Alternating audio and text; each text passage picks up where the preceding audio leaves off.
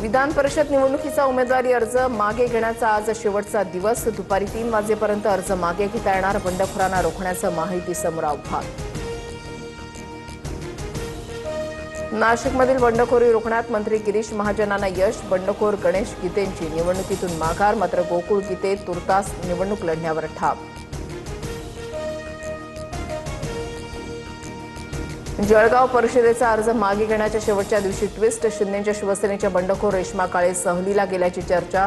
अर्ज मागे घेणार नसल्यानं सहलीला गेल्याची समर्थकांची माहिती। महायुतीकडून नंदकिशोर महाजन यांना उमेदवारी।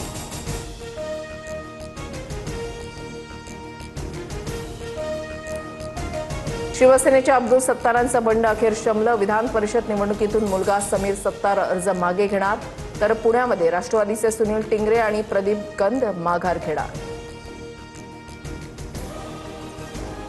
अमरावतीचे अपक्ष उमेदवार विप्लव बाजोरिया यांची सुप्रीम कोर्टात धाव। काँग्रेसच्या आक्षेपानंतर विप्लव बाजोरिया यांचा अर्ज बाद। हायकोर्टाकडूनही कोणताही दिलासा नाही। निवडणुकीत संख्याबळ महत्त्वाचं, काँग्रेसनं संख्याबळाचा विचार करून माघार घ्यावी। मंत्री चंद्रशेखर बावनकुळेंचं आवाहन, तर महायुती सर्व 17 जागांवर विजयी होईल। बावनकुळेंकडून विश्वास व्यक्त। राष्ट्रवादीतून तिकीट मिळवलेल्या विक्रम काकडेंचं जय पवारांवर 10 कोटींचं कर्ज। निवडणूक प्रतिज्ञापत्रातून माहिती समोर।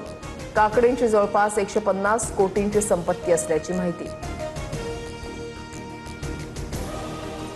अन्न आणि औषध प्रशासन विभागाचे पुण्यासह राज्यभरात छापे। 14 ठिकाणी छापे टाकून भेसळयुक्त अन्नपदार्थ जप्त।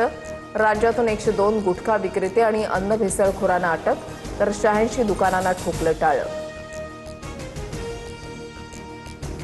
कोकण किनारपट्टीवर आज जोरदार पावसाची शक्यता। मुंबईसह रायगड, रत्नागिरी आणि सिंधुदुर्गमध्ये पावसाचा अलर्ट। उर्वरित राज्यामध्ये वादळी पावसाचा येलो अलर्ट। आज मान्सून केरळमध्ये दाखल होण्यासाठी अनुकूल वातावरण। 10 जूनपर्यंत मान्सून महाराष्ट्रामध्ये दाखल होण्याची शक्यता। जून महिन्यामध्ये 6 वेळा मुंबईत समुद्राला भरती येणार।